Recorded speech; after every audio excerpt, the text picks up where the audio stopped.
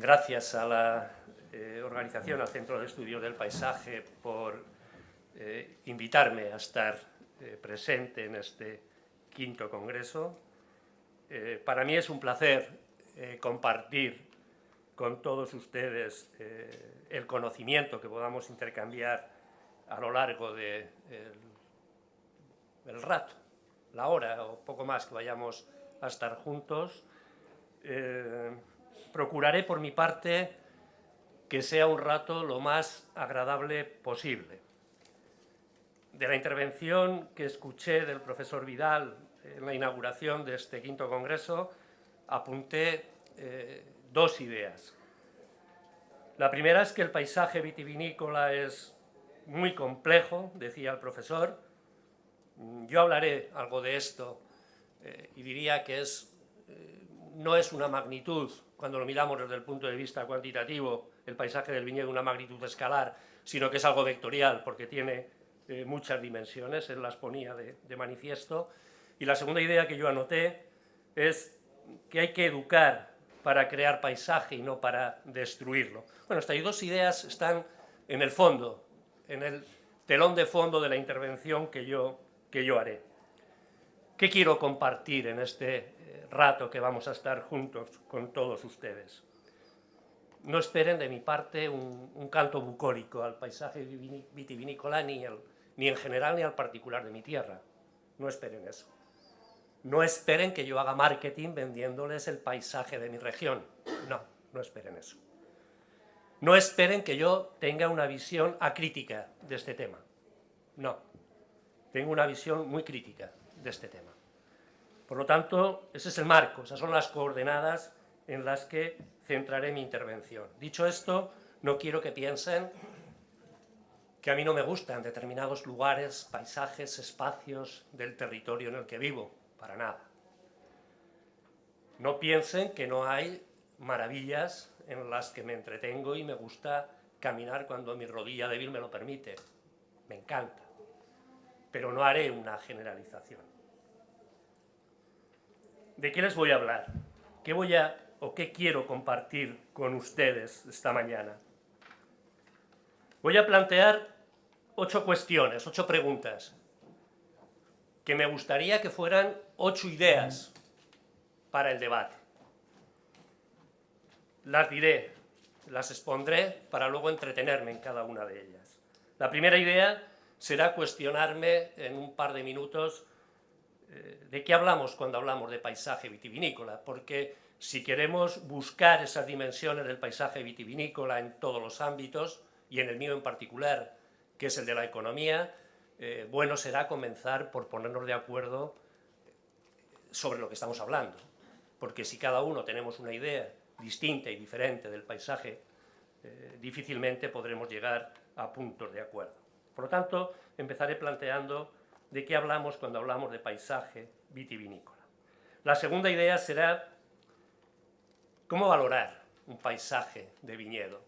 ¿Qué valor tiene un paisaje de viñedo y cómo vinculamos ese valor a este concepto que llamamos enoturismo? Dicho de otra manera, ¿cómo podemos hacer economía con el paisaje? La tercera idea que expondré es si en el enoturismo lo concebimos como una ecuación, como un sumatorio entre bodega y campo, ¿qué aporta el campo? La cuarta idea en la que me entretendré es ¿qué pasó en mi tierra? ¿Qué pasó con estas cosas en lo que llamamos la DOC Rioja, la denominación de origen calificada Rioja, que como saben comprende 3 territorios administrativos distintos? La Rioja, comunidad autónoma, parte de País Vasco, Rioja Alavesa, y parte de Navarra. La quinta idea será ¿qué ocurrió en el campo durante los años 70, 80, 90 del siglo XX y qué está ocurriendo hoy en el campo que modifica, que altera, que condiciona el paisaje que queremos utilizar? La sexta idea que expondré, ¿qué ha cambiado a partir de todo eso que ha ocurrido? ¿Qué había ayer que tenemos hoy? La séptima idea será, a partir de lo que hemos creado o destruido, a partir de lo que tenemos, ¿qué podemos hacer? Y la última idea será cómo lograrlo, cómo conseguir hacer eso que el profesor Vidal nos decía en su intervención al final, crear y no destruir. Bueno, ese es el planteamiento, esas son las ideas en las que voy a basar mi intervención, que espero que sea interesante y nos permita abrir un debate sobre estas cuestiones. Cuando hablamos de paisaje, estamos hablando de paisaje en general y en particular del paisaje del viñedo. Estamos hablando de un concepto que tiene múltiples o variadas dimensiones. Tiene una dimensión cultural, tiene una dimensión de cultura tradicional, tiene, por supuesto, una dimensión económica. Yo no me voy a entretener aquí hablando ni de esa dimensión cultural, ni de ese saber ancestral que pasa de generación en generación y que ha permitido a veces crear y a veces destruir ese paisaje, sino que me entretendré en aquello que más toca a mi actividad profesional. Es decir, yo trabajo el mundo del vino desde la perspectiva económica y a veces parece que quienes trabajamos en el mundo del vino y del viñedo desde una perspectiva económica tenemos que pedir disculpas y casi pedir permiso porque nos cuesta mucho hacernos hueco. Aunque al final resulta que tanto en campo como en bodega terminamos hablando de economía, parece que este es un mundo cerrado al mundo de los viticultores, al mundo de la agronomía, al mundo de la enología, y la economía parece que queda un tanto al margen. Yo me centraré en esta parte, lo cual no quiere decir que esa dimensión cultural, esa dimensión tradicional, esa dimensión del saber transmitido no sea tan importante o más que esta parte a la que yo me voy a dedicar. Me centraré en esa parte, como digo, más de contenido económico. Bien, ¿cómo valorar un paisaje de viñedo? ¿Cómo interpretar, cómo ver qué es lo que ese paisaje de viñedo puede aportar a un proyecto enoturístico colectivo de una región, de una zona de producción, de una denominación de origen o de una empresa del tipo que sea? Cuando nosotros miramos esto desde un punto de vista económico y nos planteamos ¿de qué hablamos? ¿Qué es esto del valor de un paisaje, ¿no?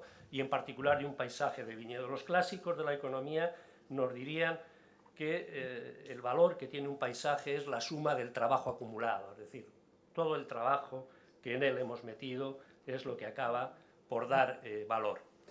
Cuando el pensamiento económico evolucionó y llegaron los neoclásicos, nos empezaron a hablar de otro tipo de formas de valorar el paisaje, ¿no?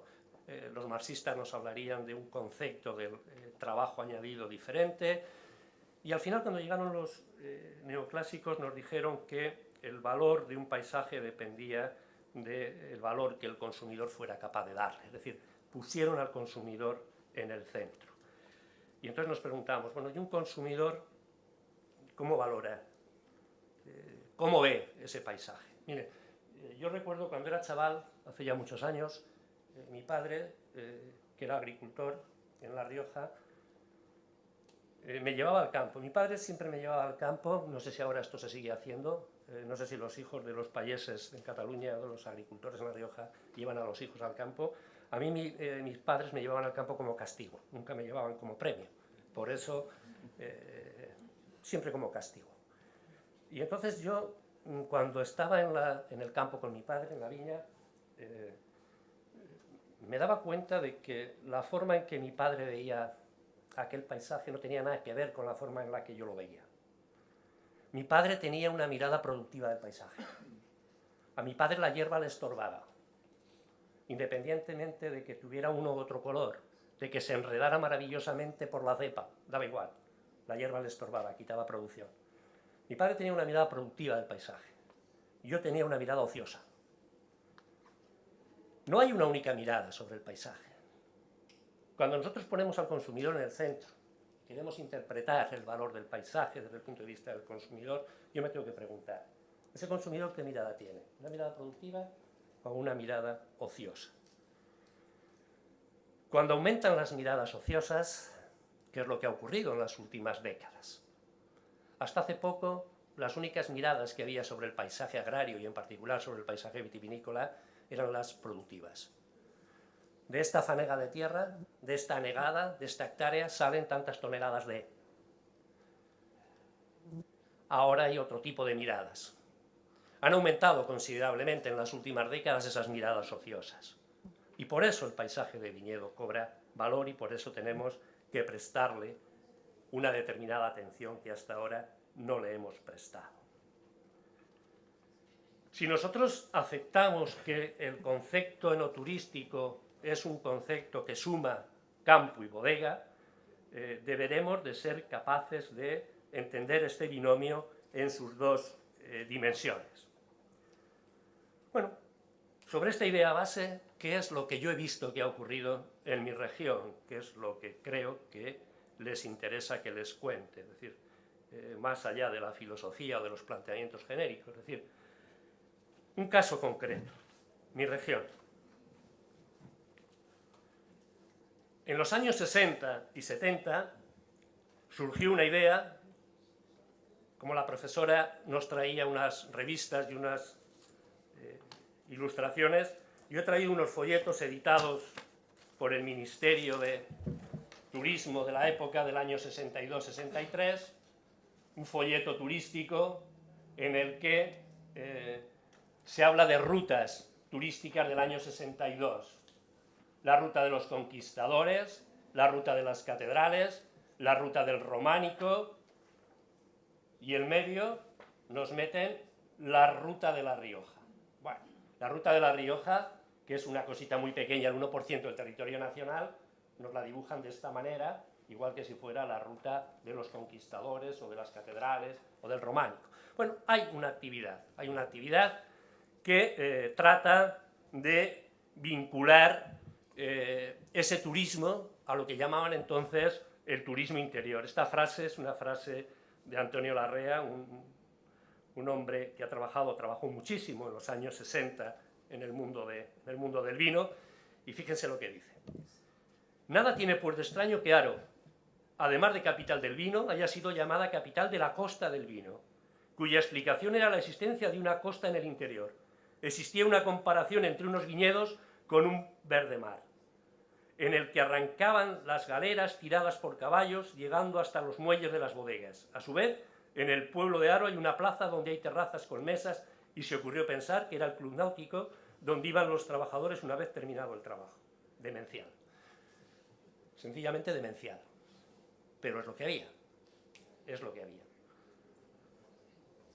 Las bodegas en aquella época, piensen que en aquellos momentos en La Rioja solo hay 63 bodegas.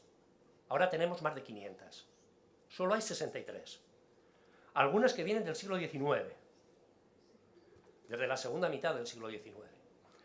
Las bodegas en aquel momento no quieren abrir sus puertas. Estamos en una época en la que llamamos de puertas cerradas. Decirle a un bodeguero que abra su casa para que unos señores que vienen de no sé dónde vean lo que hace, aquello era terrible. Yo recuerdo conversaciones con don Pedro López Heredia, con Isaac Muga, con bodegas maravillosas, maravillosas, que hoy la gente cuando va y las ve dice, pero bueno, ¿cómo esto ha podido estar oculto? ¿Cómo esto ha podido estar escondido? Se negaban. No había que mostrar la bodega. Y del campo ni hablar. O sea, del campo ni se hablaba.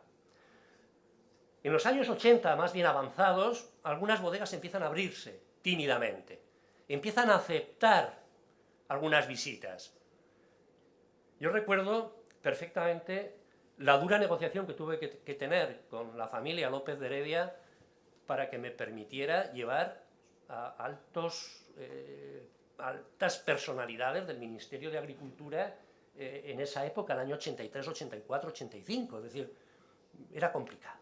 Bueno, a la vez que las bodegas empiezan tímidamente esa política ya de puertas abiertas, más cerca de finales de los 80 que de principios, en el campo empieza un proceso de expansión y de modernización. Algunos bodegueros entienden que hay que abrir su casa y al mismo tiempo en el campo empieza a producirse un fenómeno de cambio que me entretendrá los próximos 6-7 minutos. ¿En qué consistió ese proceso de cambio desde finales de los años 70, principios de los 80? Miren, a principios de los 80 en La Rioja había 38.000 hectáreas de viña, en lo que hoy es la DOC Rioja. Ahora hay más de 64.000. Ha habido un proceso de crecimiento productivo tremendo, tremendo. Les decía antes que había 63 bodegas, ahora más de 500, producíamos apenas 100 millones, ahora 300, vendíamos menos de 100, ahora 280. Es decir, si yo tuviera que definirles con un dígito qué ha ocurrido desde principios de los 80 hasta hoy, que es el tiempo en el que estoy situando mi exposición, les diré que todo se ha multiplicado por 2, cuando no por 3. Todos los parámetros de la denominación se han multiplicado por 2 o por 3. En ese escenario de crecimiento, el viñedo se rejuvenece. Para que se hagan idea, a principios de los 80 teníamos prácticamente un 40% de lo que llamamos viñedo viejo. Hoy tenemos muy poquito viñedo viejo. Al mismo tiempo aumentó la presión sobre el suelo para usos no agrarios, infraestructuras de todo tipo. La región, La Rioja, como ustedes saben, y más la DOC Rioja, es un territorio pequeño, aproximadamente ocupa en total unas 200.000 hectáreas, de las cuales 64.000 ya son viña. Es un espacio en torno al corredor del Ebro, que sufre mucha presión para construcción de infraestructuras del tipo que sea. Y eso se ha notado en determinados lugares. Además, se ha producido una alta especialización en el cultivo del viñedo. A principios de los años 80, la economía agraria de la región era muy diversa. Había frutas, había hortalizas, había cultivos de secano, de almendro, además del viñedo, de cereales, había una importante cabaña ganadera en extensivo de ovino, de caprino, en las zonas de sierra. Eso hoy se ha comprimido, ha habido un proceso de especialización y el viñedo ha ocupado una parte significativa que ha quitado a otros cultivos. Es decir, se ha reducido en definitiva la diversidad agraria en este proceso de especialización. Además, ha habido un proceso de adaptación del cultivo a la mecanización, con todo lo que eso supone, que ahora mostraré algunas imágenes de arranque de viñedo en vaso, plantación en espaldera con determinadas densidades. Tiene que pensar que allí la libertad dentro del sector del viñedo no existe. La normativa de la DOC, como en cualquier otro espacio de denominación de origen o indicación geográfica, es muy estricta, y en el caso de la DOC Rioja, mucho más estricta que en algunas otras zonas de indicación geográfica o denominaciones de origen. Nos marca unas densidades de plantación, nos marca unos sistemas de conducción y de poda, etc. Bueno, eso no ha impedido el que el cultivo se haya adaptado en estos últimos 30-40 años a un proceso de mecanización.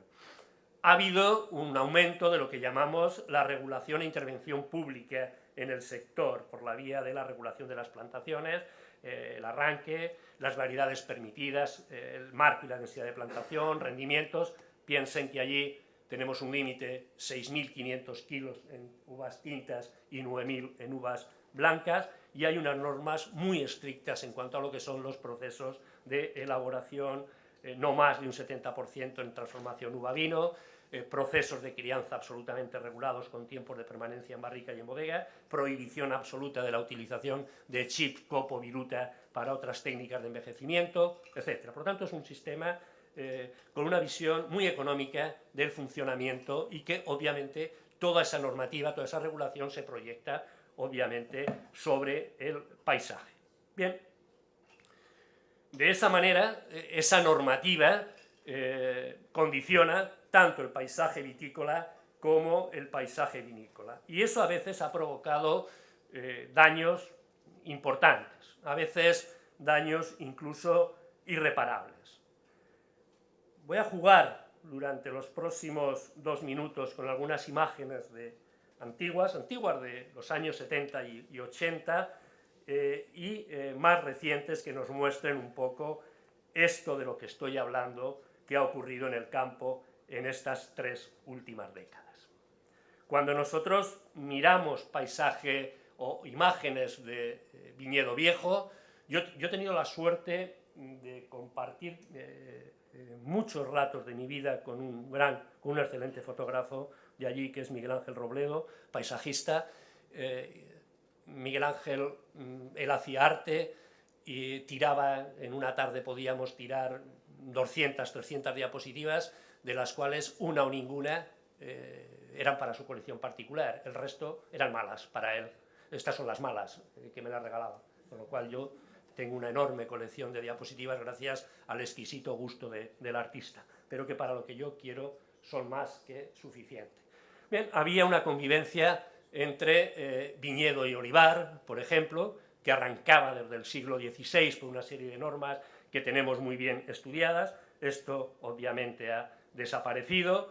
Ese sistema de conducción en vaso, que era la típica cepa reglamentada en la normativa de la DOC Rioja, que era la cepa con 3 brazos, 2 pulgares por brazo, 12 yemas, perfectamente estructurado. Eso verán que también ha sido cambiado.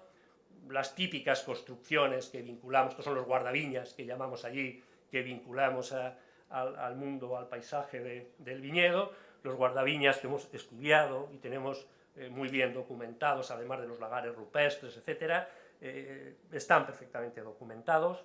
Los sistemas de plantación tradicional con el herrón, que ya no quedan, que les voy a hablar de las labores allí se llamaba forcate a esta útil herramienta que lleva el viticultor, el rejuvenecimiento que ha hecho que venir yo a hablar aquí ahora de volver a labrar con Dios me libre, es decir, y obviamente hay quien lo hace, lo saben perfectamente y busca negocio a partir de esa idea.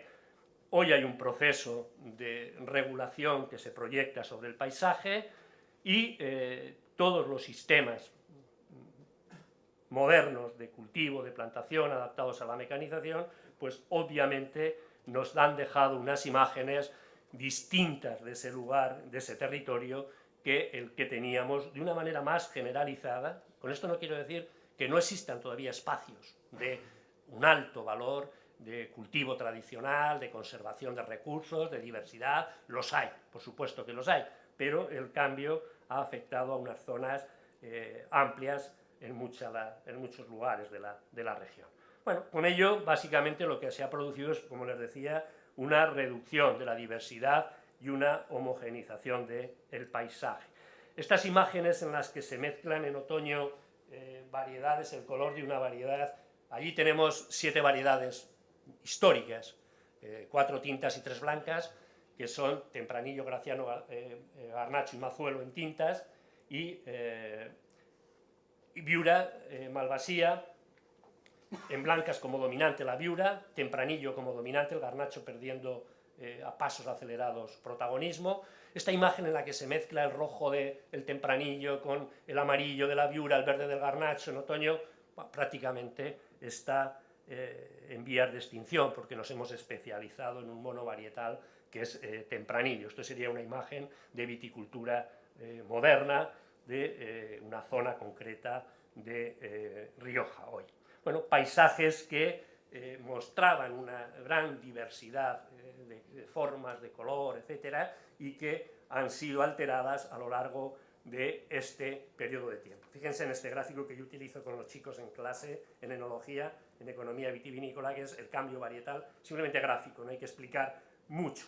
En el año 83, la parte azul es lo que representaba el Tempranillo, Garnacho la parte color vino más clara, y ahora ven ahí, en el año 2014, la diversidad cromática que nos aportan las distintas variedades. Bueno, la siguiente cuestión que me planteo después de haber visto lo que ha pasado en mi región en estas 3-4 últimas décadas, ¿cómo llevar a quienes nos visitan de la bodega al campo? Es decir, una vez superada esa resistencia a abrir la bodega ya se ha abierto. Son miles los visitantes que van a las bodegas, hasta el punto de que bodegas que jamás se habían planteado cobrar por la visita, jamás, porque para ellos, ¿cómo voy a cobrarle yo a alguien que viene a ver mi casa? Pues esto era impensable, ¿no? Yo le abro las puertas de mi casa, le recibo, le invito a un vino y además le pongo un ibérico con un poco de queso. Llegó un momento en el que bodegas que actuaban con esta generosidad y con este criterio decidieron empezar a cobrar la visita. ¿Por qué? Porque allí iban las despedidas de solteros. Aquí no sé lo que pasa, pero en La Rioja y todos los fines de semana no sé cuántas despedidas de soltero idiotas hay. No lo sé, no tengo ni idea. No sé si es un negocio para aventura o para la gente de la hostelería, no lo sé, pero a mí me decía María José López Heredia, me decía, Emilio, no soporto a 37 imbéciles que han venido aquí a que les cuente la historia de mi casa y están borrachos mientras les estoy contando lo que hacía mi abuelo en el siglo XIX. O sea, no lo soporto ni aunque me paguen 100 euros, Emilio. Entonces, bueno, cuesta. Al final hay mucha gente ahora mismo yendo a la bodega. Y también hay ya mucha gente que está yendo al campo. Hay bodegas que han entendido que tienen un entorno maravilloso, que tienen viñas perfectamente cuidadas, que tienen un paisaje que mostrar y lo están mostrando. Muga es un ejemplo clarísimo. Recientemente, hace mes y medio, estos días saltó a la prensa, pero hace ya un mes y medio que lo conocemos,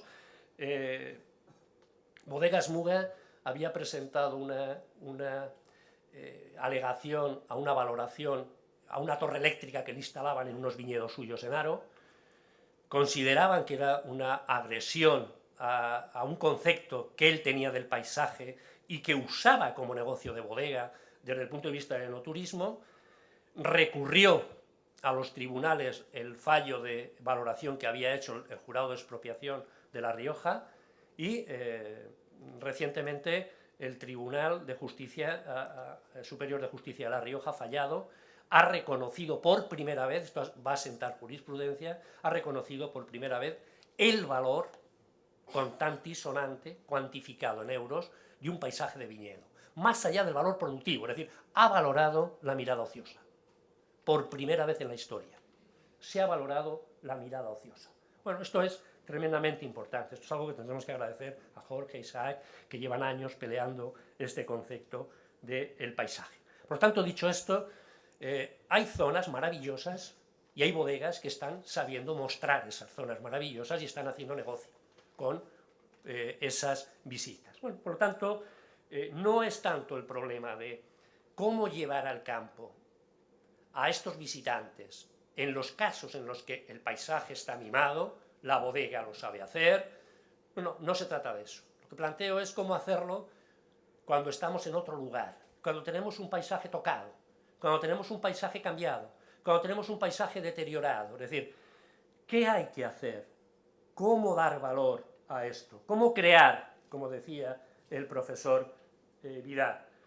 Bueno, yo creo que para ello tenemos algunas tareas pendientes y que sería malo no reconocer que existe una determinada situación como la que yo he tratado de mostrar, no sé si afortunada o desafortunadamente en los últimos minutos, y a partir de ahí, si se acepta ese diagnóstico, tendríamos que empezar a hacer algunas cosas. ¿Cuáles son las ideas que yo ya llevo algunos años proponiendo? Y créanme que sin mucho éxito. Primero tendremos que ser capaces de proteger y mostrar lo que tenemos conservado. Es decir, he dicho, insisto, no todo hemos destruido, hemos conservado muchas cosas. Hay trozos, hay lugares, hay espacios, hay, tanto en campo como en bodega, maravillosos. Eso hay que protegerlo. Y además hay que mostrar, hay que enseñar, porque eso es un valor que debe animar a los demás a darse cuenta de que no es algo solo estético, no es algo solo de placer, no es algo solo de idea, de sentimiento, sino que además es económico. Es decir, a mí me alegra mucho cuando, después de estar vuelvo a poner el mismo ejemplo porque es alguien con el que tengo mucha relación y me da datos y hablamos, y cuando Jorge Muga me dice, Emilio, las ventas directas en bodega, que son de la gente que viene al campo y a la bodega, se han multiplicado por 3. Más de la tercera parte de mi facturación en bodega es ya venta directa, algo impensable en los años 80. Por tanto, eso es negocio. Eso hay que mostrar, eso hay que decirlo.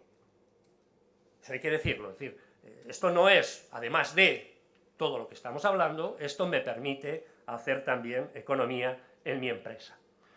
Hay que intentar recuperar lo que se ha perdido. Yo sé que es difícil recuperar. Yo sé que es difícil volver a recuperar el viñedo viejo.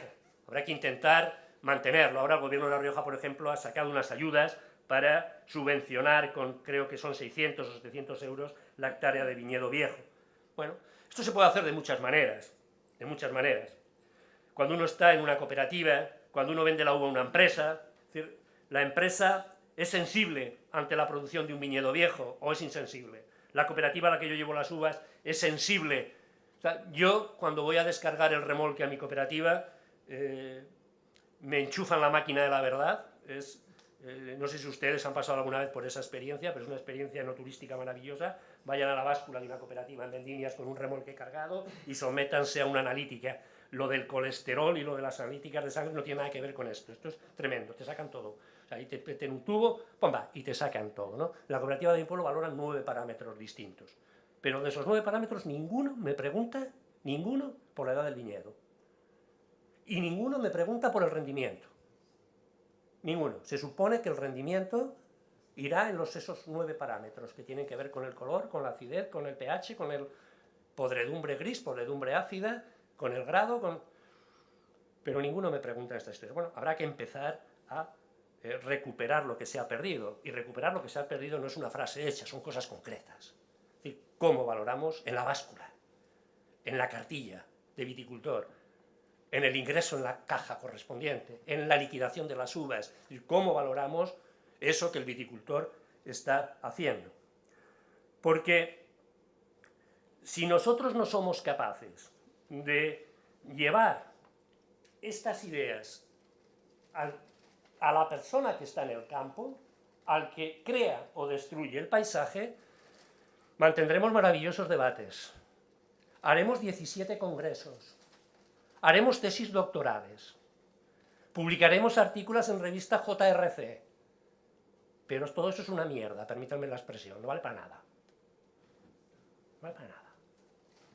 Si no somos capaces de convencer al viticultor de que el paisaje que él está creando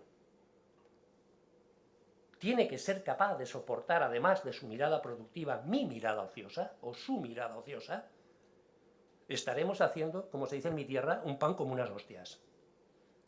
No haremos nada. Y ahora bien, ¿cómo transmitir al viticultor la necesidad de conservar esa diversidad, de conservar ese patrimonio, de mantener esa cultura, de generar actividad en el mundo agrario y en la bodega? ¿Cómo transmitirle a alguien que no está en el mundo de la bodega, que está en el mundo del campo? Y ese es un problema que tenemos, porque cuando alguien está en el mundo de la bodega, esto lo tiene relativamente fácil. Tiene una visión global.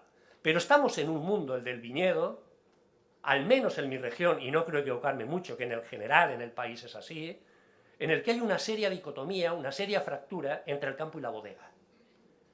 Y que no hay una correa de transmisión entre el campo y la bodega, más allá del enfrentamiento que se traduce en el precio. O somos capaces de vincular esos dos mundos, o tendremos un problema serio. No podremos hacer que tanto en campo como en bodega, lo que nos dicen las cifras del enoturismo, acaben por generar ese negocio que permite mostrar lo que se hace en la bodega, mostrar lo que se hace en el campo y al mismo tiempo mantener toda una cultura, toda una tradición, todo un paisaje. Si no somos capaces de remunerar al agricultor por ello, no conseguiremos nada. Y ahora viene la parte final. ¿Cómo conseguir esa remuneración? Miren, yo estoy harto de las subvenciones al mundo agrario, no me gustan. Y no piensen que soy un ultraliberal en el mundo de la economía. No creo que la subvención sea el camino adecuado. No, no. La subvención en este tema del que estamos hablando ha sido un desastre. Desde el año 99, ¿cuántos miles de millones de antiguas pesetas y luego de euros han llegado al mundo agrario para cargarse paisaje vitivinícola? Piensen en los programas de reestructuración y reconversión del viñedo. Desastre total. O el mercado, vía precio de la uva, es capaz de dar valor a esto, o no haremos nada. O no haremos nada. Por lo tanto, esa es la cuestión principal. Para mí, el reto que tenemos pasa por eso.